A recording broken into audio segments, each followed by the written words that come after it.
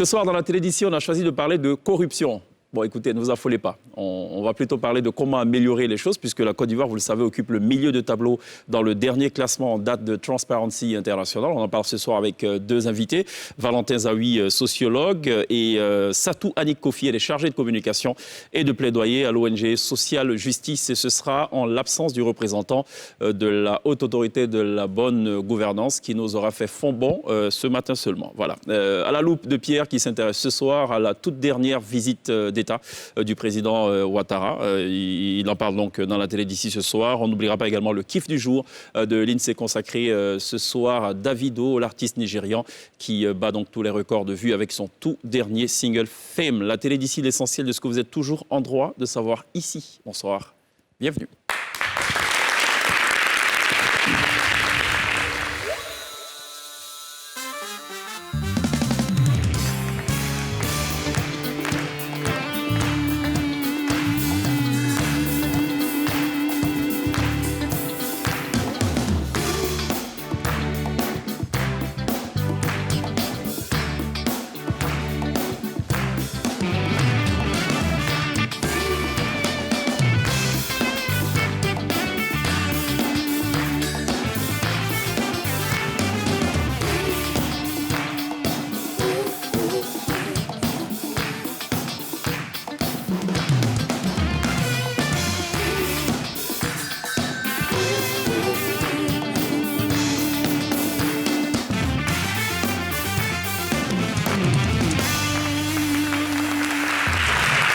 Toujours très bien de nous rejoindre dans la télé d'ici sur NCI du lundi au vendredi. Dès 18h40, on essaie de refaire la Côte d'Ivoire. On aborde des sujets qui vous intéressent forcément. Ce soir, on a choisi de parler de corruption.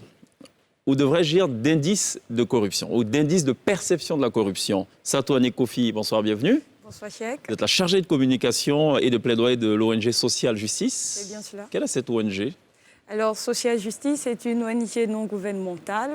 On dira une organisation non gouvernementale. Et sa dénomination complète, c'est Initiative pour la transparence, la justice sociale et la bonne gouvernance en Côte d'Ivoire. D'accord. Pourquoi? Vous pensez qu'il n'y a pas suffisamment de transparence? Alors, on n'est jamais en trop de transparence. Et il faut toujours encourager la transparence dans les affaires publiques et aussi dans la répartition des biens naturels. Ce que vous dites, c'est valable aussi pour les pays développés? Bien sûr. D'accord. C'est rassurant pour la suite des échanges. Valentin Zawi, bienvenue.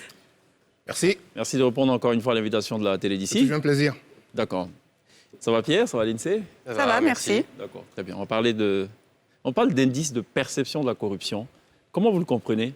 En fait, en gros, on ne dit pas, c'est assez subtil, hein, il y a une forte nuance, on ne dit pas pays corrompu, mais en fait, en gros, on dit qu'il y a une perception Bien sûr. De la corruption. Comment vous comprenez cela? Parce qu'il faut reconnaître que tous les pays font des efforts pour combattre la corruption. Donc, on ne peut pas parler de pays corrompus, mais plutôt relever des indices qui favoriseraient la corruption au sein de ces pays-là. Alors, j'aimerais bien préciser aussi que le classement de Transparency International concerne uniquement le secteur public.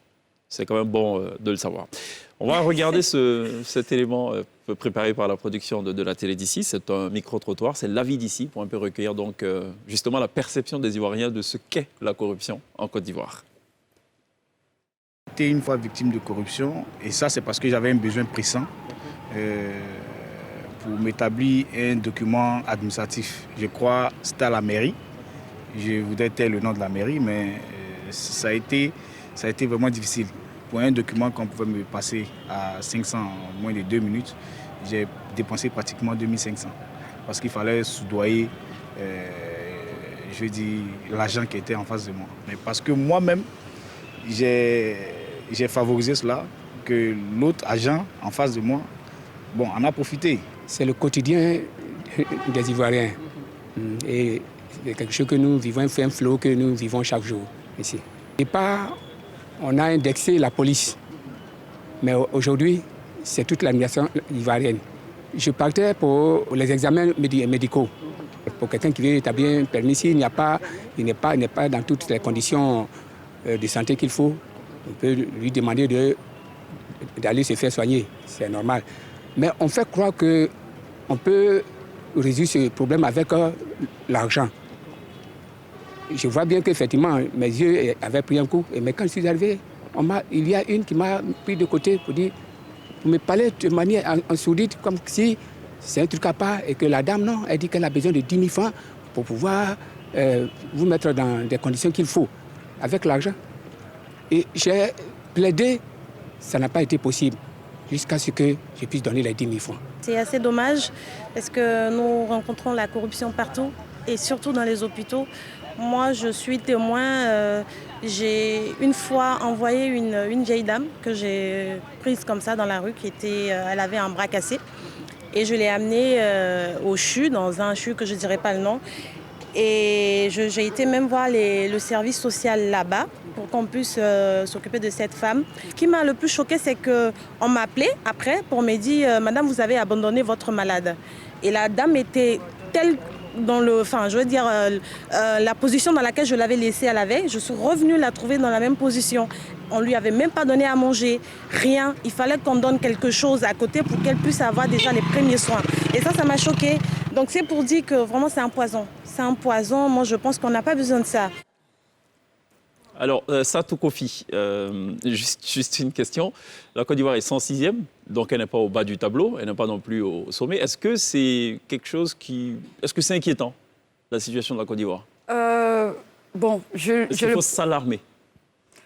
Juste tout un peu, parce que être 106e sur la totalité des pays dans le monde, 184 pays, c'est pas fameux. Mais c'est quand même un bon début, une bonne avancée. Et ce qu'on pourrait faire, c'est d'encourager nos gouvernants à toujours œuvrer pour essayer d'endiguer ce fléau-là. Pourquoi vous dites gouvernants? Est-ce la seule affaire des gouvernants? Alors non, pas la seule affaire des gouvernants, parce qu'il y a d'autres parties prenantes, comme la société civile, comme le secteur privé, qui doivent s'impliquer davantage, mais les décisions sont prises par les gouvernants. D'accord. Valentin Zawi, votre regard sur ce classement qui n'est pas parole d'évangile, je rappelle, mais bon. Il faut quand même qu'on construise cette émission sur la base de quelque chose d'appréciable. C'est bien de le préciser. Non, mais je pense qu'on a quand même fait un bond. 106e, il y a quelques années en arrière, on était un peu plus loin. Donc je pense que depuis qu'il y a eu l'avènement de la haute autorité de la bonne gouvernance, malheureusement qui n'est pas avec nous, et c'est vraiment déplorable, je pense qu'il y a eu une avancée, mais on peut toujours mieux faire. Et voilà, on n'est pas les moins lotis, mais il y a quand même quelques préoccupations. D'accord. Donc, voilà, je pense que... Elle a parlé de gouvernants, et je repose ma question, je la repose. Est-ce la seule affaire de gouvernants? Non, c'est pas la seule affaire. Mais il est clair que dans un pays comme le nôtre, ceux qui doivent donner ceux qui doivent montrer le chemin à emprunter, c'est d'abord le pouvoir exécutif. D'accord. Et justement, je pense que le fait qu'on ait créé cette institution, qui pour moi est l'une des meilleures institutions qu'on a dans ce pays, qui est la haute autorité pour la bonne gouvernance, parce qu'il faut juste voir le cadre juridique, les missions sont extraordinaires. Après, sur le terrain, est-ce que les choses sont faites? Bon, enfin, on peut toujours en parler, mais oui, je pense qu'on est sur la bonne voie. D'accord. Concernant le classement, est-ce qu'on pourrait prendre par exemple l'exemple sur d'autres pays comme le Rwanda ou même le Cap-Vert, qui sont plutôt très bien classés dans ce classement? Bien sûr, ils ont des pratiques qui peuvent être adaptées en fonction du contexte ivoirien, parce qu'il ne faudrait pas copier pour copier, mais il faudrait que cela cadre avec notre environnement.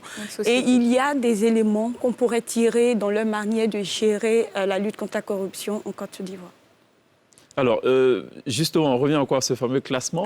Beaucoup de pays sous-développés remettent en cause la sincérité en fait de ce classement, d'autant plus que la plupart des agences de notation, si on peut le dire ainsi, sont plutôt établies dans les pays développés. Et donc pour ces pays développés, il y a un biais déjà. Vous en pensez quoi? Alors, il faut partir du fait que les critères qui composent cette enquête qui est émise par Transparency International sont à tous les niveaux. Il y a des tests qui sont compris, on prend en compte la pratique sur le terrain, on prend en compte le cadre législatif, comme il a dit, et aussi le cadre institutionnel. Oui, mais on dit que c'est géré par une élite de gens qui sont plutôt bien éduqués, qui fréquentent les mêmes environnements professionnels, donc qui, à la limite, sont un peu loin des réalités. Eh bien non, je ne pense pas, parce que Transparency International a plusieurs sessions dans le monde entier. Ces sessions font remonter les informations après avoir établi, je dirais plutôt faire une enquête. Donc, on ne peut pas dire que ces personnes sont vraiment très éloignées de la réalité puisque ce sont, on dira, les sessions ou les contacts nationaux du Transparency qui font remonter l'information comme les social justice. J'ai une question un peu banale. Est-ce que contourner la voie normale juste pour accélérer l'obtention d'un document, c'est de la corruption? Oui. Je suis drastique là-dessus. Oui, mais ça arrange aussi parfois les personnes qui veulent avoir un document rapidement. Et effectivement, mais ça n'exclut pas que ce soit de la corruption. Alors, peut-être une précision. Je veux dire, quand on parle de corruption, c'est un processus ou une interaction entre deux parties. Dès l'instant où il y a une perversion ou un détournement de ce processus, moyennant rétribution, là, il y a la corruption. Je repose ma question. Pour revenir sur les exemples que vous donniez, bien entendu, on a parfois des systèmes très lourds. Donc oui, j'ai un contact dans une administration, je vais avoir un document illico presto, cette personne peut m'aider. Je ne vois pas où se trouve la corruption. Bon, alors, Oui, mais c'est quand même de la corruption, parce qu'on va quand même payer la personne. Ah non, non, pas forcément en espèces. Voilà, si c'est... Parce que... Si on paye, oui, on est dans la corruption. Bon, allez, je repose ma question. Je vous demande de me faire produire un certificat de nationalité au palais de justice. Oui. Alors, je suis vraiment dans l'urgence, ok? J'arrive à 9h, ce document, je vais l'avoir dans 48 heures, c'est compliqué. Et il y a des petits, ce qu'on appelle donc les magouillas, qui m'approchent et qui disent non, mon vieux, laisse tomber ça, moi j'ai ça tout de suite, en 2 heures de temps, tu as ton document. Les choses sont Au lieu plus de payer 2000, paye-moi 5000. Oui, mais là, vous êtes plus précis. Là, je suis précis, et c'est sa commission, en fait. Mais c'est vrai. Mais il n'y a que ça. Je veux dire, non, c'est d'une tristesse. Mais vous allez au palais de justice, il n'y a que ça. D'accord. On a des gens, c'est un circuit. Oui. Et bien entendu. Donc, mais il vous dit, je ne dirais pas entremetteur, je suis un intermédiaire, et moi, voici ma commission. Au niveau du palais, je suis désolé de le dire comme ça, au niveau du palais, il a des contacts, il y a ceux qui vont faire, et ils vont se répartir ce que vous répétez. Oui, mais c'est ce qui fait du mal à notre pays aussi. D'accord. Ça, oui, c'est de la corruption. Et quel est donc du coup le besoin premier? Pourquoi est-ce que certaines institutions décident de pratiquer la corruption? Mais quelle est la base? Parce que j'ai vu que certaines institutions aussi pratiquaient, par exemple, après l'augmentation de salaire, pour éviter que certaines personnes pratiquent la corruption. Mais de base, est-ce que c'est le salaire qui n'est pas assez élevé concernant les personnes qui pratiquent la corruption? L'INSEE, mais c'est l'une des raisons. C'est quand on parle de corruption, on va aussi prendre en considération le niveau des salaires. Ce n'est pas une excuse, mais ça peut pousser les gens à. Mais il n'y a pas que ça. Je veux dire, il y a aussi le système judiciaire. S'il est indigent ou s'il n'est pas assez efficace, dès l'instant, c'est l'autre acte, tu le dis, hein, le pouvoir corrompt. Le pouvoir absolu corrompt absolument. Dès l'instant où j'ai une parcelle de pouvoir et que derrière ou en face de moi, il n'y a aucun contrôle, mais je fais ce que je veux. Donc oui, bien entendu, on a aujourd'hui dans notre administration certaines structures. Alors le propos, ce n'est pas de jeter l'anathème sur tout le monde, mais en même temps, il faut dire ce qui est. Malheureusement, on a certaines parties dans certaines de nos structures qui n'honorent pas le pays. Et bien entendu, oui, l'exemple qu'on donnait tout à l'heure sur le palais de justice, moi j'ai du mal à m'expliquer qu'une structure aussi importante du pays... on voit tout le monde qui gravite autour et ça ne gêne personne. C'est très connu, je pense. Voilà, c'est vrai que tous les gouvernements qui sont succédés ont essayé de combattre ce phénomène. Ils sont juste arrivés, pour les plus chanceux, à repousser en fait ces intervenants à quelques dizaines de mètres seulement du palais, mais ces personnes rôdent toujours. Ouais. Est-ce qu'on a vraiment essayé, enfin? Oui, je le crois. Officiellement, oui. Non, mais je pense que dans une démarche qualité, enfin, je dis, j'ai du mal à m'expliquer que j'ai besoin d'un document. Et je vais au palais et que je ressens le besoin de parler à quelqu'un qui est à l'extérieur plutôt que de me rendre. Vous voyez ce que je veux dire? Donc, oui, mais si par exemple le document, on a besoin maintenant, c'est ça aussi. Et donc, si on en a besoin maintenant, on espère qu'en donnant un petit billet, on aura ce document plus rapidement. Oui, et donc, ça arrange les deux personnes aussi. Moi, je voudrais, si me permis, je voudrais relever un fait. C'est que ce n'est pas forcé que ce soit ainsi. Il y a, par exemple, une de nos communes, à Abidjan, qui a mis un système très bien élaboré pour éviter ces troubles faits. Alors, ils ont affiché dans l'enceinte de la mairie que les actes administratifs se faisaient en 30 minutes. Et ils ont vitré leur réception pour que toute personne venant à la mairie puisse voir ce qui se fait de l'autre côté de l'endroit. Donc, ça a vraiment fait... On peut citer la mairie, hein, ça peut servir d'exemple. Ne vous en Oui, faites pas, d'accord. dites-le. Donc la mairie de Yopougon est un D'accord. très bel exemple et je crois que d'autres mairies comme celle d'Abobo sont en train aussi de copier. D'accord. Et c'est vraiment instructif de voir que c'est possible de balayer du revers de la main cet élément-là. Parce que ce que Cheikh disait notamment, c'est qu'au final, on crée une espèce d'utilité sociale en fait avec ces gens-là qui servent de relais. Comment on arrive à gommer ça, puisque finalement on se dit, il y a ce lien qui se crée, ça facilite les choses. Alors, je lisais pour les besoins de d'autres rencontres un des rapports de l'inspection générale de l'État, qui est une des structures qui est censée contrôler un peu tout ça. C'est cela. Et pour le rapport de cette structure en 2018, qui prenait en compte les années 2016-2017, ils avaient relevé aussi des dysfonctionnements au niveau de la gestion des ressources humaines, mais entre autres aussi le manque de procédures, de manuels de procédure dans les structures. Mais dès l'instant où, je veux dire, c'est pas formalisé où on passe pour arriver là, mais les gens font ce qu'ils veulent. Ça. Alors que s'il y a des manuels de procédure, déjà en interne, tout le monde sait comment il faut travailler, mais en plus, moi qui suis usager, je peux aussi me renseigner. Je dis, c'est pas une fatalité en fait. Bon, vous savez de quoi vous parlez parce que vous êtes aussi des ressources humaines, donc c'est des choses que vous savez.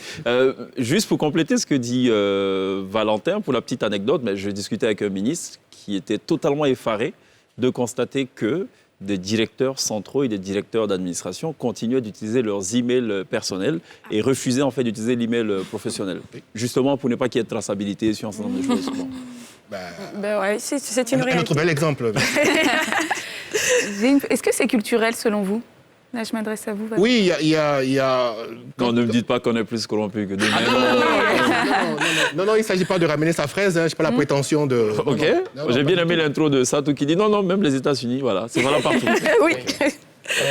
Et du coup, j'ai perdu le fil de l'île. Que c'est culturel. Ah oui. Est-ce que c'est culturel?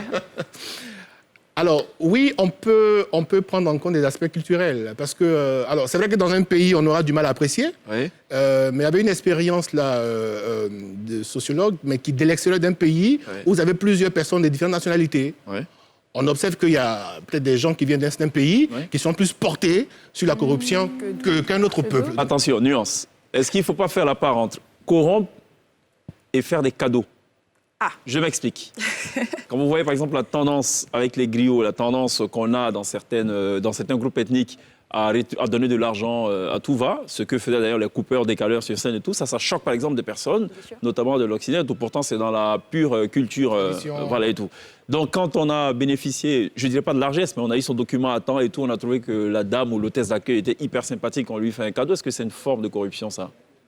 Très bonne question. Il y a ce qu'on appelle la corruption active. Oui. Et la corruption passive. C'est cela. J'ai besoin d'un document avec vous, M. Cheikh Ivan, qui va me prendre deux jours, je le veux en 1 heure. Dès l'instant où je viens vous voir pour dire, vraiment, cher ami, j'ai besoin de votre assistance, faites-moi le document et je vous remets. Ça, c'est moi qui remets, c'est la corruption active de ma part. D'accord. Vous qui prenez les sous, c'est la corruption passive. D'accord. Corrupteur, corrompu. Voilà. Maintenant, on prend notre exemple, qui est que je suis venu vous solliciter, vous m'avez rendu un service que j'ai apprécié. Et puis je vous remets un pourboire, un cadeau. Oui. A priori, c'est pas la corruption, mais je vous dispose, voilà, je vous conditionne, c'est le mot. Quand je reviens le lendemain ou dans 1 semaine, Vous allez vous empresser, voilà, vous empresser de faire le travail. Oui, bon, après. C'est passif alors. C'est peut-être de la corruption passive aussi. Elle non seulement elle est passive, mais elle est même indirecte. On va dire. Ok. Oui, parce que c'est pas comme ça de Parce qu'en fait, ça peut pas être pris comme c'est pas des pots de vin, c'est pas non plus des Alors, rétro-commissions, mais non, pas du tout. C'est juste. Mais il y a une déontologie aussi qui dit qu'on ne doit pas. Alors, vous avez, après Pierre Febvre le souligne, vous avez des structures où on vous dit, même pas question que vous preniez des pourboires. Ça, c'est clair. Ça, c'est clair. Donc, ça, voilà, quand c'est acté. La gouvernance d'entreprise et tout, c'est clair. Exactement. Ouais. Par contre, si je vais dans une structure ou dans un service public où j'estime que, parce que bon, c'est pas toujours qu'on a des gens bienveillants, très aimables, C'est vrai. et vous observez que la personne est vraiment dans cette logique-là, si spontanément vous dites, écoutez, monsieur, merci, ou madame, merci, je vais dire, ça part d'une bonne intention. D'accord. Si on s'arrête là, maintenant, si je dis, bon, la prochaine fois quand je reviens, il n'y a que vous qui allez vous occuper de moi, là, on rentre dans une logique... Alors, ça va être compliqué. moi, je pense aussi que ces actions-là ont tendance plus ou moins à favoriser la corruption. Parce que quand une personne reçoit un cadeau, on va dire, on griffe un cadeau parce qu'elle a rendu un service qui est normalement fait partie de ses cahiers de charges. Demain, elle s'attend à un cadeau. Oui. Et elle vous le dira directement quelque temps après. Ah, mon vieux père, aujourd'hui, là, t'as pas pensé à moi, hein, je dois boire mon eau glacée. Et c'est indirect, c'est intuitif, mais elle est en train de vous corrompre. Et là, c'est la corruption passive. Parce que ça vient de celui qui doit faire le travail. Et moi, je n'encourage vraiment pas qu'on reste à ce niveau-là. Parce que vous verrez dans certaines structures où, quand vous approchez la personne, même pour avoir fait un travail, la personne vous dira, chez moi, on ne me permet pas d'avoir plus de 2 bifrancs ou de 1000 francs. Donc, la personne, ça se tient. Et c'est cette culture qu'on devrait développer. D'accord. Dans la vie d'ici tout à l'heure, il y a quelqu'un qui disait pendant longtemps, on a fustigé les policiers, donc les agents sur la route. Mais à la vérité, c'est pas que la police. Bien entendu. Voilà. Enfin, leur action est plus visible. Plus visible. Mais c'est une pratique qui concerne enfin, tous les niveaux de la société. Vous avez des investisseurs venant de l'extérieur qui vous disent « Ah, mais pour ce que je veux faire chez vous, je dois rencontrer un ministre, mais qui me demande un certain montant pour qu'il signe mon dossier. Voilà, je veux dire, c'est à tous les niveaux. Vous allez dans une mairie, vous avez besoin d'un document administratif, et c'est quand même extraordinaire. Bon, je suis heureux d'entendre ce qu'a dit Mme Kofi par rapport à la mairie de Yopougon, mais vous rentrez dans nos mairies, généralement, le drame, c'est qui est un peu gênant, c'est que je l'ai un peu senti aussi dans un pays en Afrique centrale, mais parce que les gens, je vais dire, dans le regard, ils vous demandent de l'argent, en fait. Non, c'est juste. C'est vrai. Oui, non. Moi, alors, là-bas, je dis, peut-être que nous, on n'est pas encore, c'est peut-être plus supportable. Ouais. Oui, mais on a ça aussi en Côte d'Ivoire, où vous rentrez dans un service. Ouais. Mais la personne, dans sa façon de faire, Ouais. c'est oui, de vous, j'entends quelque chose. Ok. Il y a sans scrupule, il n'y a aucune gêne. D'accord. Et comme l'a dit Mme Kofi, alors, cette personne, elle fait un travail pour lequel elle perçoit de l'argent. Est-ce qu'on peut revenir sur l'exemple des investisseurs pour qu'on comprenne mieux tout à l'heure. Vous avez évoqué l'exemple d'un investisseur ou d'un investisseur qui arrive. Qu'est-ce qui se passe? Non, mais vous avez, après, bon, parce que, enfin, comme je dis, le propre de la corruption, c'est que c'est fait de sorte qu'on ne puisse pas déceler et soit difficilement, voilà. Donc, mais il y a enfin, on a. Pourquoi je reviens? Je suis revenu à dessein sur l'exemple des investisseurs. Alors, ce que vous combattez ou vous trouvez anormal ici, par exemple aux États-Unis, c'est tout ce qu'il y a de plus normal. Vous avez des investisseurs qui souhaitent peut-être rencontrer des gens puissants ou des gens qui comptent dans la société, qui peuvent aider à débloquer un dossier, qui passent par des cabinets dont le job, c'est du lobbying, qui sont rétribués sur l'intermédiation. Monsieur Cheikh Ivan, ça c'est autre chose. Voilà, effectivement. Ça c'est autre chose. Carrément. Mais bien sûr, le lobbying a du sens. Même ici aussi, on a des structures comme ça. Ici, pour l'instant, ici, c'est dans le secret des dieux. Hein. Non, on se rencontre là-bas, vous me donnez ma mallette, je vous fais rencontrer un tel monsieur. Il y a beaucoup d'intermédiation financière. Ça existe chez nous aussi. Non, bien entendu. Non, ça pose pas de problème. Mais là, je vous parle de... Mais vous avez des hommes à profusion où vous devez aller dans une structure, bien rencontrer un responsable, et celui qui s'occupe du protocole ou je ne sais quoi, vous exige de l'argent. Malheureusement, ce sont des pratiques Si fini, je voudrais tout simplement rebondir sur ce qu'il dit en donnant un exemple avec les passations de marchés publics. Alors, on doit construire un édifice, une infrastructure, ou encore mettre du bitume sur un axe bien donné. On lance l'appel d'offres et on rencontre les candidats, alors les soumissionnaires. Et quand ils arrivent, on vous dit, vous subventionnez ou vous préfinancez les travaux. Mais avant ça, vous me donnez 10%, à voire 20% du contrat, du montant du contrat. Vous n'avez pas, vous êtes d'office disqualifié. Ce sont des informations qui nous sont remontées.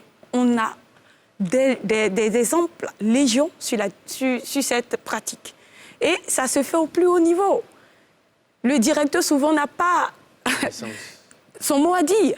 Il n'a pas voix au chapitre. Il subit parce que ça vient de là-haut. Voilà. Donc, ce sont des choses qui sont monnaie courante.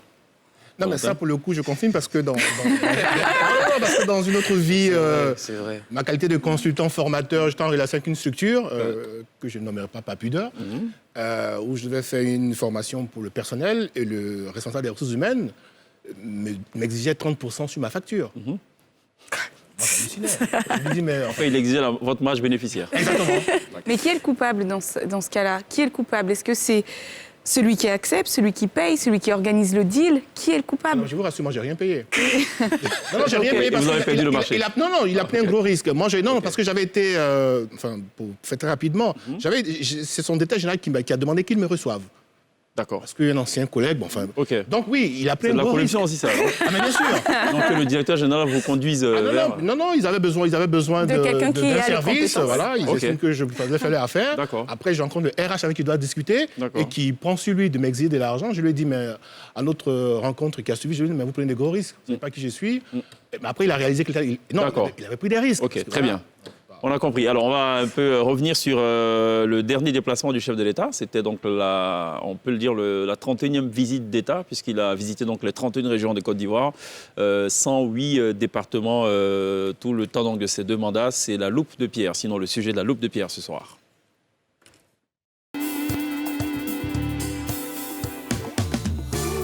Et Pierre, vous revenez sur la physionomie de ce que vous appelez un voyage présidentiel.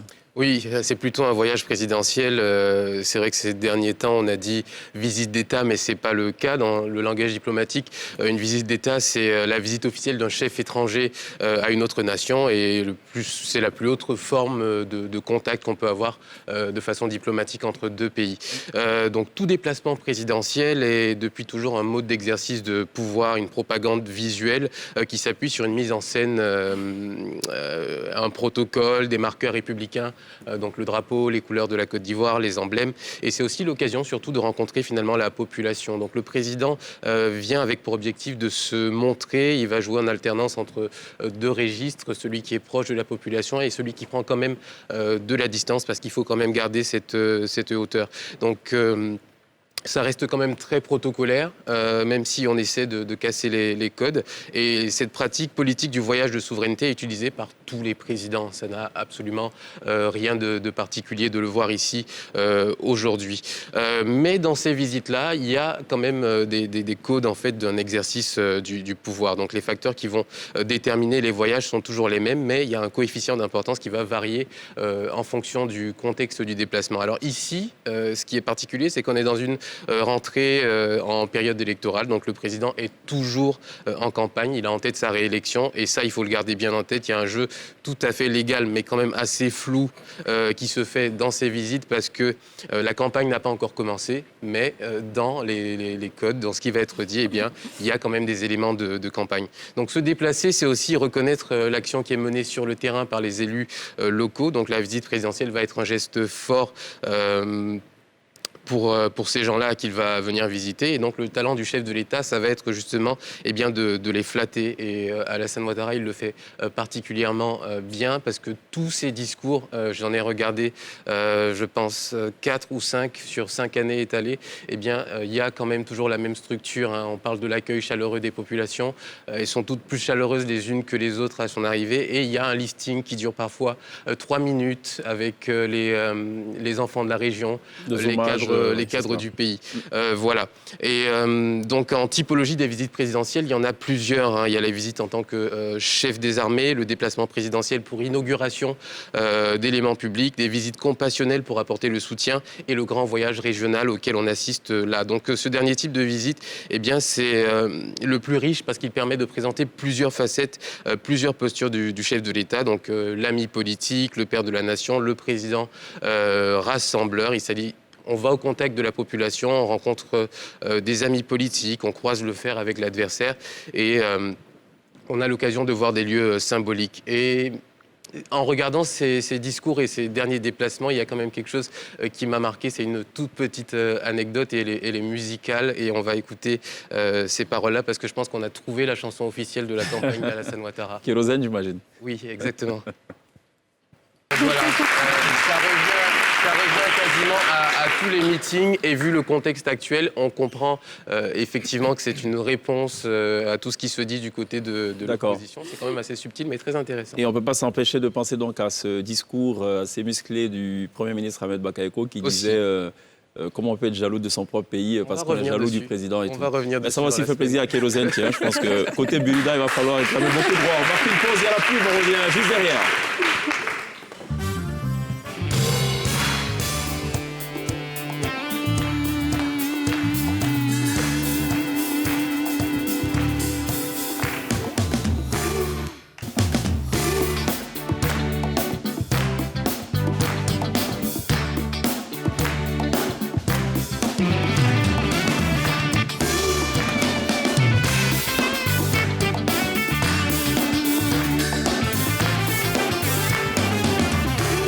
tous ensemble, donc la corruption, c'est la thématique qu'on a choisi d'aborder ce soir dans la télé d'ici sur NCI, la première chaîne de télévision privée de Côte d'Ivoire, avec Satou Kofi et Valentin Zawi, respectivement chargés de communication de l'ONG Social Justice ou Social Justice ou Justice Sociale.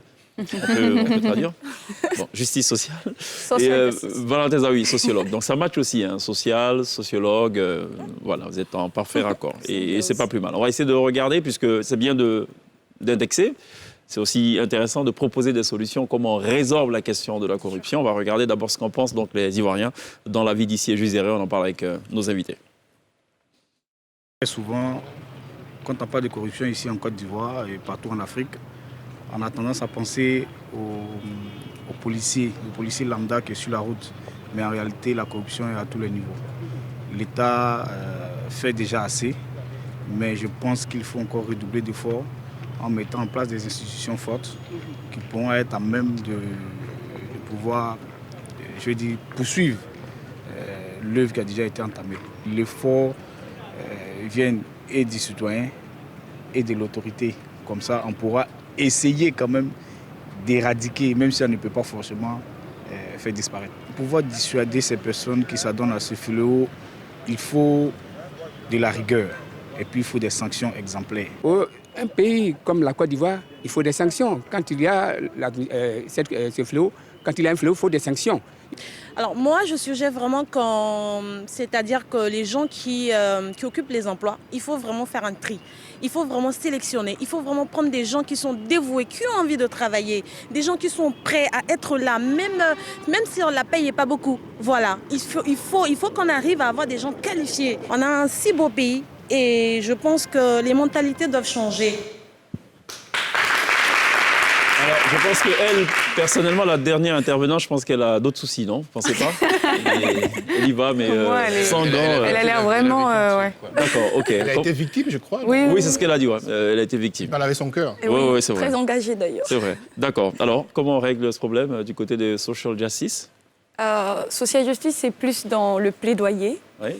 Et comment nous procédons? Nous faisons des études et nous produisons des rapports d'analyse sur la corruption. Présentement, nous avons fait une étude sur la mise en œuvre de la Convention de l'Union africaine sur la prévention et la lutte contre la corruption. Il faut noter que c'est cette convention qui a favorisé la création de la HABG, la Haute Autorité pour la Bonne Gouvernance. Qui nous a fait faux bon ce matin pour un énième rappel. Bon, on ose espérer qu'il y ait eu vraiment une urgence pour qu'ils ne soient pas là. Sinon, ça aurait été vraiment bien d'avoir leur contribution. Et à la sortie de cette étude, on s'est rendu compte qu'il y avait encore des efforts à faire. Ça, c'est clair, c'est manifeste. Qu'est-ce que vous proposez à votre niveau? Alors... Oui, parce que quand on est 106e, pour occuper la première place, il y a forcément des efforts à faire. Ça, c'est une certitude. Alors, ce que Social Justice pourrait proposer, c'est qu'il faudrait d'abord, comme l'ont dit ces intervenants, la répression, comment on le dit? Je perds mes mots. Sensibiliser ou sanctionner? Non, les sanctions. Voilà, c'est les sanctions. Donc, on a les lois qui sont très bien. On doit réussir à les mettre en pratique.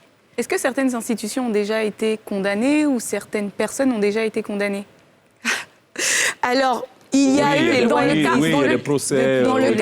du blanchiment de capitaux, il y a ce que l'on appelle les DOCS, c'est les déclarations d'opérations suspectes. Il y en a eu légion.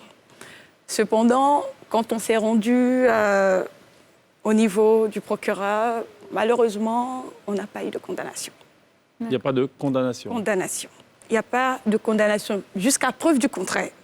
Voilà, il n'y a pas de condamnation. Alors, qu'est-ce qui favorise ça? On aurait dû éviter quelqu'un de la police économique. Mais ça aurait été compliqué de les avoir aussi parce que oui, effectivement. Il faut l'autorisation du ministre avant de passer. Voilà, alors, donc, il y a des choses, il y a des tests qu'on prend qui ont en leur sein un volet sanction. Malheureusement, on ne voit pas ces répercussions sur le terrain. Et ça, c'est déplorable. Valentin Zawi, comment on règle ça? Alors, comment on règle ça? On peut aussi prier, non? Oui. On aime bien ça. la prière n'exclut pas l'action. C'est cela. Non, plus sérieusement, à votre permission, il y a le président Ouattara qui avait dit en 2016, quand le Premier ministre de vénérée mémoire, Seydou Iliman Diarra, qui était aussi l'un des présidents, l'un des premiers, qui était le premier président de cette institution. Il donnait publiquement le rapport de sa structure. Le président Ouattara avait dit, et je pense qu'il avait raison, cette institution n'a pas été créée pour faire plaisir à la communauté internationale. Elle a été créée parce qu'il y a un besoin chez nous. Quand vous prenez, j'en parlais, quand vous prenez le cadre juridique de la haute autorité pour la bonne gouvernance, ben, c'est une structure qui a quand même, j'allais dire, beaucoup de pouvoir pour agir de sorte qu'on puisse aussi aller de l'avant. Ils ont un rôle de conseil, mais ils ont aussi un rôle d'évaluation, de suivre sur le terrain, et ils ont les moyens, par le biais des suites de l'État, de faire des contrôles, de savoir. Parce que je veux dire, vous et moi, nous sommes éligibles à porter plainte ou à porter l'information à la haute autorité pour dire, dans tel endroit, voilà, ici, pas de la corruption. Après, c'est à eux de faire le job. Et je parle de ce rapport, mais après, j'ai essayé de chercher un peu, après le rapport rendu par le Premier ministre Seydou Iliman Diarra, les années qui ont suivi, il n'y a plus de rapport. Enfin, ça, je trouve quand même ça extraordinaire, parce que les institutions de l'État, par définition, doivent rendre compte. Voilà, chaque année, un rapport. Le rapport, c'est que d'État, parce que les institutions de la République fonctionnent avec l'argent du contribuable. Donc, votre argent, le mien, le tous. Donc, ils doivent rendre compte. Et déjà, je pense que ça pose un problème. Ça pose un problème que, avec les réseaux sociaux, pardon, j'ai revu une intervention du Premier ministre actuel, Ahmed Bakayoko, qui disait pendant la campagne 2010, et à juste titre d'ailleurs, que le pouvoir qui allait venir de son camp allait plus considérer le citoyen. Mais considérer le citoyen, c'est aussi rendre compte. C'est pourquoi je suis un peu triste quand vous invitez des autorités qui ne viennent pas. Je veux dire, c'est ça aussi considérer le citoyen. Vous travaillez, vous êtes payé pour, mais quand on appelle pour aussi nous informer, savoir ce qui se passe... Ne serait-ce qu'informer. Exactement. Donc, c'est un appel que je lance à M. le Président Ouattara et aussi au Premier ministre, pour qu'ils disent à ces personnes-là que, bon, ben... Quand on vous invite, venez sur le plateau. Exactement. Donc, je pense que... c'est déjà ça, au niveau de la haute autorité. Je pense qu'ils ont tout ce qu'il faut pour. Ouais. Mais il n'y a pas que la haute autorité. D'accord. Il faut aussi, je pense qu'il y a certaines structures dans le privé qui le font très bien. Il y a des chartes éthiques, il y a un code de déontologie qui encadre un peu les pratiques dans les entreprises. Oui, mais ça, c'est le privé, mais aussi dans le public, on peut aussi l'envisager. Et comme j'ai dit, les manuels de procédure, ça aide énormément. Voilà, à mettre un frein à ces mauvaises pratiques-là. Donc, il y a ce qui doit être fait par l'État, il y a ce qui doit être fait par les structures publiques ou parapubliques, il y a parce que le privé aussi fait partie en fait, dans le pays, et puis il y a aussi nous, les citoyens. C'est cela. Voilà. Qu'est-ce qu'il faudrait faire, nous, en tant que citoyens ? Exactement. Alors, le problème, c'est... Quel est notre rapport à l'argent, déjà ? Nous, les Ivoiriens. Bon, ça, Transparency n'a pas évalué. Il n'y a pas de baromètre, je sais pas. C'est une question que je pose, mais je pense que d'une façon indirecte, c'est pris en compte par Transparency. Parce que le problème, déjà, je ne veux pas dire que tous les Ivoiriens sont cupides, mais bon, il faut déjà qu'on arrive à comprendre et admettre qu'un pays qui veut avancer, il y a un minimum d'exigence en termes de façon de faire. Pour faire très simple.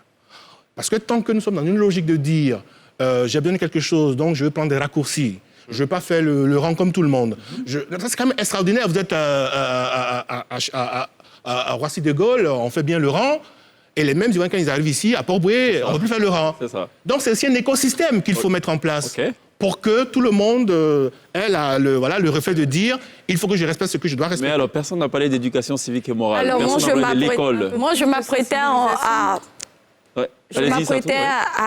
rebondir là-dessus en disant, par exemple, qu'il fallait inclure dans les manuels didactiques, dès la base, ces notions de civisme, de citoyenneté. D'accord. Je crois qu'il y a une année, je ne me rappelle pas très bien de l'année, mais on avait commencé à apprendre aux enfants du primaire ce que c'était qu'être citoyen de son pays, respecter, par exemple, l'environnement, comme ne pas jeter les ordures ça et là. C'était quelque chose qui était compris dans les manuels, mais je ne pense pas que maintenant ça y figure.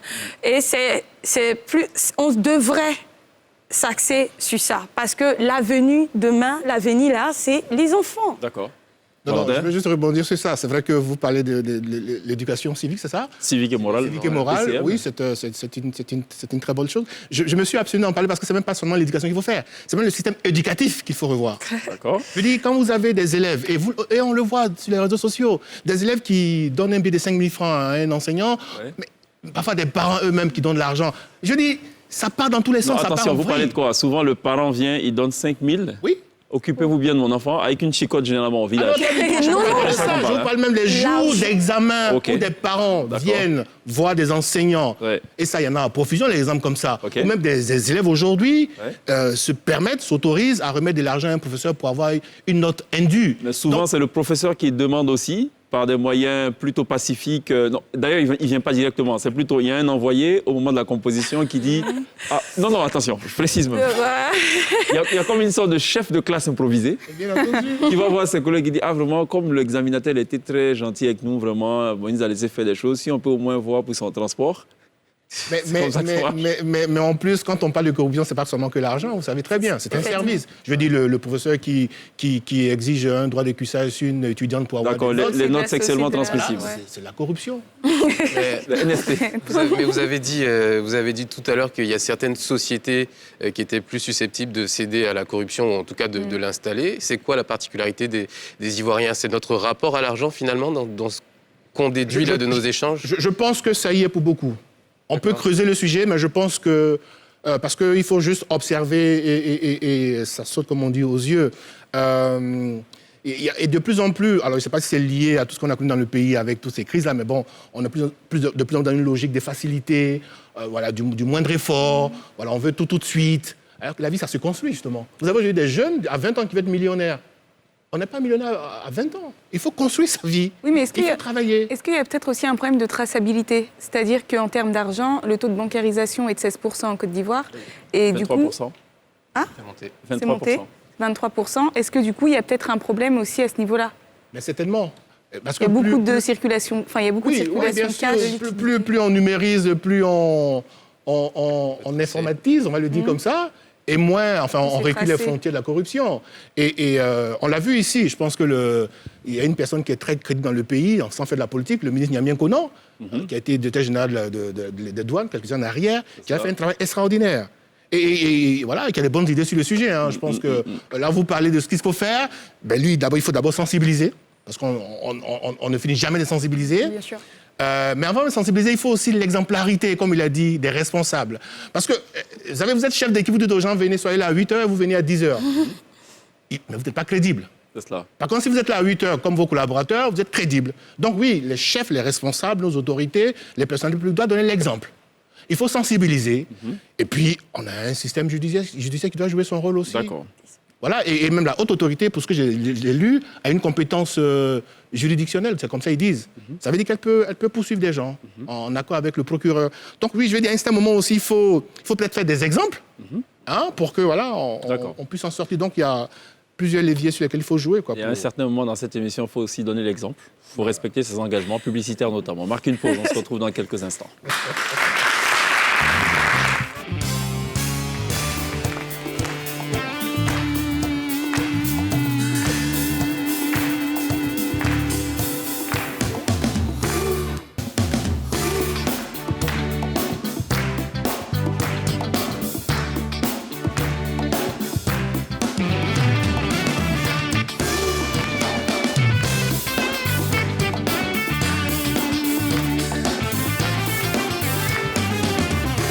Toujours très bien de nous rejoindre dans la télé d'ici sur NCI tous les soirs à partir de 18h40. Ce soir, on parle des actions, des solutions pour endiguer le fléau de la corruption avec deux invités, Satou Kofi et Valentin Zaouia. L'information elle est tombée il y a de cela quelques jours seulement. La Côte d'Ivoire est le pays le plus attractif du continent. La Côte d'Ivoire enregistre donc le plus grand nombre d'investissements devant le Kenya, devant le Rwanda, devant le Ghana, devant le Sénégal. Comment on peut attirer autant d'investisseurs, donc être aussi attractif et en même temps être à la 106e place? Il n'y a pas un petit paradoxe, une petite antinomie quelque part? Le paradoxe fait partie de la vie. Bon, non, mais plus sérieusement, non, mais je pense quand même que... Alors, il ne faut pas non plus... On ne peut pas noircir tout le tableau. D'accord. On part de quelque part. Il y a des efforts qui sont faits. Après, il y a la situation peut-être de la corruption chez nous, mais je veux dire, un pays attractif, c'est un pays qui a aussi l'infrastructure. Je suis quelque part, j'ai envie d'investir dans un pays africain. Que demandent les investisseurs ? Qu'il y ait les outils de communication, que je puisse me déplacer, que je puisse avoir des qualités de vie extraordinaires. Mais comme je dis toujours, on est un très beau pays. Voilà, on a ce pays, il y a du potentiel, on a des choses. Donc oui, les gens ne peuvent pas non plus se braquer parce que... Et c'est pour ça aussi parce que je connais un pays d'Afrique centrale, puisque vous parlez de l'Afrique centrale, où pour installer une société, il faudra payer, il faut soudoyer le président du comité de quartier, la mairie, député, enfin c'est à plusieurs échelles. Quoi. Et c'est peu de le dire. Et ça, c'est dissuasif pour un investisseur. Forcément. Mais heureusement que nous n'en sommes pas là. Je veux dire, il n'y a pas tant de... Voilà. Donc après, effectivement, il y a mais je pense que le rôle de l'État est essentiel. On a quand même le tribunal du commerce ici, qui est crédible, qui est connu et reconnu. Voilà, donc je veux dire, voilà, l'investisseur qui vient, il se dit, parce qu'il n'attend pas que tout soit parfait pour qu'il vienne. C'est vrai. Il y a du potentiel, je peux faire du business, donc je viens. Après, les choses vont... C'est à nous d'y travailler, en fait. Très bien, voilà. D'accord. Il y a le kiff du jour, juste après le jingle.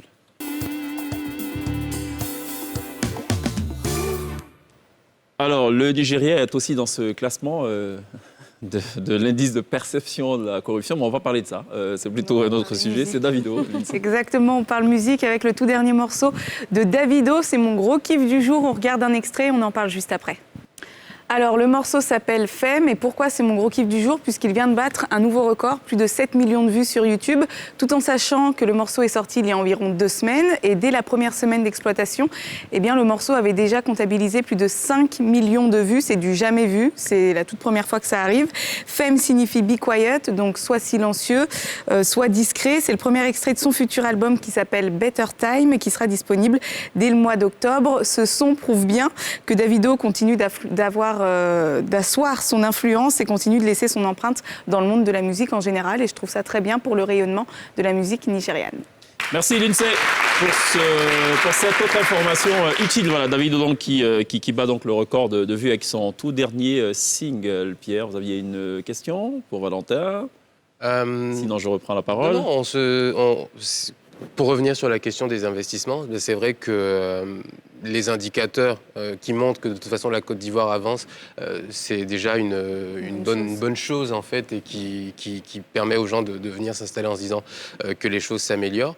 Mais est-ce que finalement l'action des gouvernants, parce qu'elle marche bien quand même cette autorité pour la bonne gouvernance, est-ce que elle est perçue dans son entièreté ou alors on va continuer à se dire que la corruption est rampante en Côte d'Ivoire tant qu'on continue de voir des petits exemples? Est-ce qu'on prend la pleine mesure de l'action gouvernementale ? Moi, j'ai le sentiment, pour rester sur la haute autorité pour la bonne gouvernance, j'ai le sentiment que son action n'est pas aussi visible que ça. Je pense qu'on peut faire mieux. D'autant qu'elle a vraiment l'artillerie qu'il faut pour faire le job. Parce que nous sommes à un stade où, dans nos pays, c'est toujours bien d'avoir des personnes qui sont habilitées à faire. Voilà. L'État m'a donné ce pouvoir-là, parce que, je dis, vous et moi, on peut toujours se battre, mais bon, ça compte pas grand-chose. Donc, je pense que le rôle de l'État, par le biais de la haute autorité, est quand même essentiel. Donc, il serait intéressant de communiquer. Comme j'ai dit, parce que, après, peut-être que je n'ai pas forcément tous les éléments, il nous aurait aidé. Parce qu'il y a eu un rapport en 2016, et depuis 4 ans, plus rien. Bon, ou peut-être qu'il y en a eu, mais on n'a pas communiqué suffisamment dessus. Voilà, effectivement. Bon, après, on ne va pas les défendre, ils ne sont pas là. Exactement. On ne va pas se faire l'avocat non plus. Là. On aurait aimé, mais bon, on n'a pas suffisamment d'éléments pour apprécier. Et je pense que la haute autorité aussi aurait pu s'appuyer sur la société civile, voilà, puisque c'est une force, et même la Constitution de la Côte d'Ivoire le dit. Donc, ça aurait été intéressant que cette structure principale de lutte contre la corruption puisse communiquer avec les membres de la société civile pour favoriser une... Peut-être qu'elle n'est pas si crédible que ça, cette société civile. La société civile, alors, il y a forcément On des... vous invitera une autre fois pour parler de la société civile. C'est sûr. Mais il y a forcément des brebis galeuses. En fait, on a le sentiment qu'il y a plus de brebis galeuses que de brebis en bonne santé. Je voudrais vous donner cet adage qui dit quand on plonge une main dans un sac d'arachide et qu'on en ressort la poignée, et qu'on trouve que les grains sont pourris, alors on qualifie tout le sac de vous connaissez cet autre adage aussi qui dit quand on pointe avec l'index quelqu'un, il y a trois doigts qui regardent. Effectivement, je connais. Mais je crois que la société civile fait d'énormes efforts, voilà, pour pouvoir favoriser, je veux dire, la lutte contre la corruption ici. On va beaucoup parler de la société civile dans cette émission. On vous en fait la promesse. On vous invitera peut-être ou pas, je ne sais pas, mais en tout cas, on parlera de la société civile. Qu'est-ce que la société civile, finalement? On a l'impression que c'est une sorte d'entité étrangère à notre société, mais en vérité, vous, comme moi, sommes membres de la société civile. Comment elle est organisée? Elle a longtemps été accusée d'être une sorte de bras séculier de formation politique avec des prébendes et tout. Enfin, c'est quand même important qu'on perce le mystère. Monsieur. Non, pas pour défendre, mais je veux dire... Alors, c'est vrai que ce reproche-là, on le ressent beaucoup plus pour des ONG qui interviennent sur des thématiques... Politiques. Voilà. On a vite fait de dire, c'est des antichambres et tout, et parfois, c'est pas faux. Mais vous avez, je ne suis pas du domaine, mais vous avez des ONG qui interviennent dans d'autres secteurs. Par exemple, ce que dit Mme Kofi, effectivement, il y a des ONG qui travaillent, on a Transparence aussi Côte d'Ivoire, enfin, je ne connais pas le thème exact. Oui, la représentation. Voilà, et de Transparence internationale. Et il y a aussi d'autres ONG qui travaillent dans ce domaine-là. Donc, je veux dire, quand on sort du champ ou de la sphère politique, relativement, ça fait plus crédible. Donc voilà, on peut effectivement s'appuyer sur ces ONG-là pour essayer aussi d'agir. Donc encore une fois, il faut éviter la politique. Non, pas du tout. Le drame, c'est que chez nous, on a l'impression que parfois tout est politique. Alors qu'il y a une vie en dehors de la politique. C'est vrai, mais tout ce qui touche à la politique marche. Je voudrais relever un fait. Il y a ce qu'on appelle une initiative qui a été ratifiée tout à l'heure, comment on appelle ça, ces temps, qu'on appelle le partenariat pour un gouvernement ouvert. Et à cette initiative, on demande à ce que toutes les parties prenantes soient réunies sur une même table pour discuter de ce que l'on appelle les engagements que l'État s'évertue à réaliser. On va aussi parler du champ lexical des ONG, parce que je sais que vous êtes très fort aussi dans la conception on va en parler. Marquons une pause, c'est la toute dernière pause. La T-Band sera live sur la scène de la télé d'ici dans quelques instants.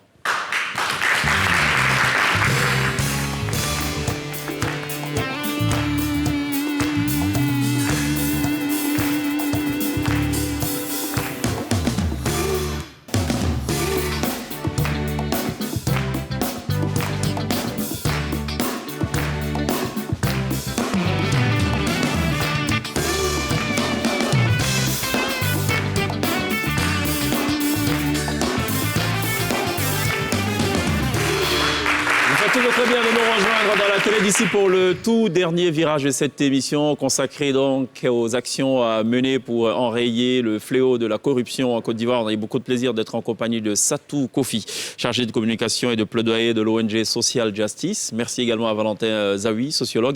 Merci à Pierre, merci à l'INSEE. On vous laisse en compagnie de la T-Band, l'orchestre résident amené au chant par Daphné et Andy, au piano Kevin Kofi, à la batterie Vivien Kofi, à la guitare basse Enoch et Geoffroy Kamata à la guitare solo, guitare principale, qui nous reprennent ce soir donc deux titres, notamment Yaye Dama, duo donc légendaire de la musique ivoirienne, de Monique Seka et Mewé et Charlotte Dipanda. Le titre retenu ce soir, c'est Quand tu n'es pas là. On en profite pour remercier les étudiants de l'université de Cocody qui nous auront accompagnés tout au long de cette émission.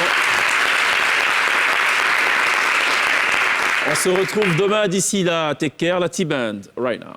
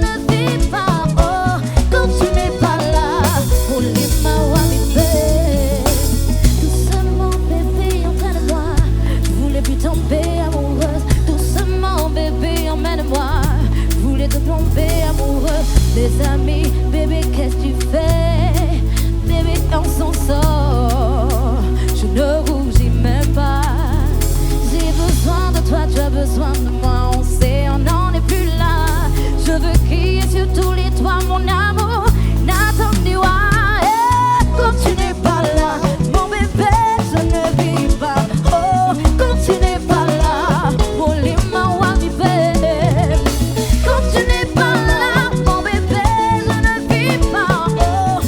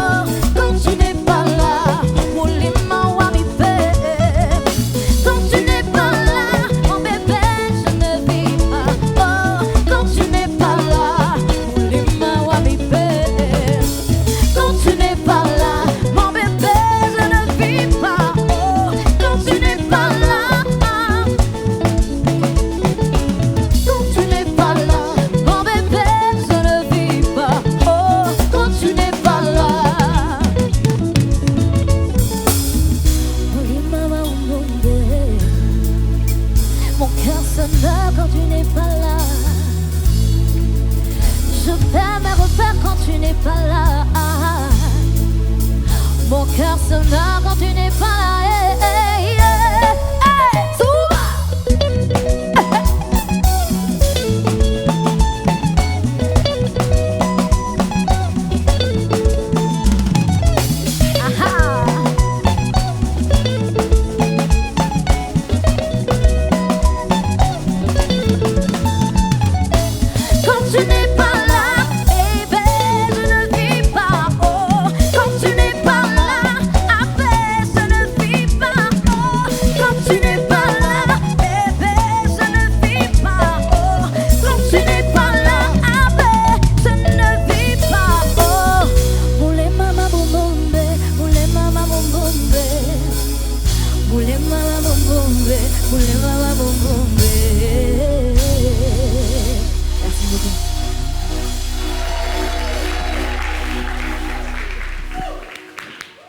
Daphné, Andy, Latiben, merci de les applaudir. Good job. Bravo.